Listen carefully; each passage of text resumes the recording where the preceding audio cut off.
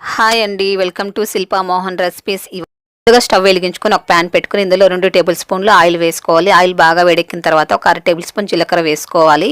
ఇది కాస్త ఫ్రై అయిన తర్వాత ఇందులో 1 కప్పు సగ్గుబియ్యం వేసుకోవాలండి. పిండి సగ్గుబియ్యం ఉంటుంది కదండి, వైట్గా, అవి తీసుకోవాలి.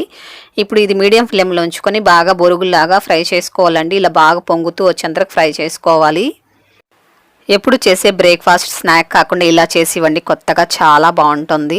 చూడండి, బాగా బొరుగులాగా ఫ్రై అయిన తర్వాత ఇందులో ఒక 10 మిరియాలు వేసుకోవాలి. కొద్దిగా పసుపు వేసుకొని ఒక 1/2 టేబుల్ స్పూన్ చాట్ మసాలా, కొద్దిగా కారం వేసుకోవాలి. అలాగే 1/4 టీ స్పూన్ గరం మసాలా వేసుకొని ఇది 1 నిమిషం పాటు ఫ్రై చేసుకొని స్టవ్ ఆపేసుకొని చల్లారి పెట్టుకొని ఇలా మిక్సీ జార్లో తీసేసుకోవాలి. కొద్దిగా ఆనియన్ ఇలా కట్ చేసుకొని వేసుకోవాలి. అలాగే ఒక పచ్చిమిరపకాయ ఇలా కట్ చేసుకొని వేసుకొని కొద్దిగా అల్లం కూడా ఇలా సన్నగా తరుక్కొని వేసుకోవాలి. అలాగే ఆలు సన్నగా కట్ చేసుకొని శుభ్రంగా కడిగేసుకొని ఇలా మిక్సీ జార్లోకి తీసేసుకోవాలి.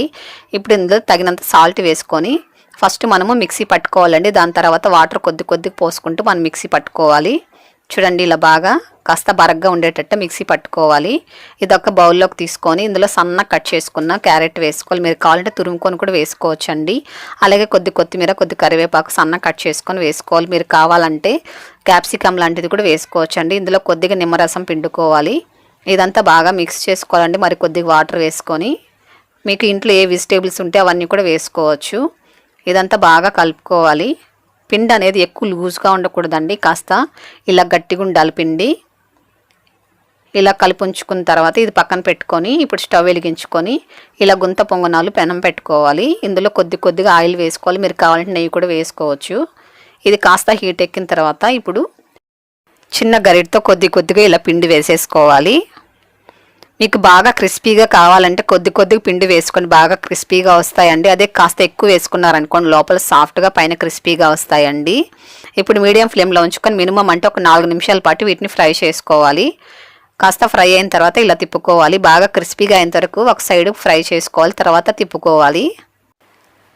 అన్నీ ఇలా తిప్పుకున్న తర్వాత మరొక 4 నిమిషాల పాటు వీటిని ఫ్రై చేసుకోవాలి మీడియం ఫ్లేమ్లోనే ఉంచుకొని.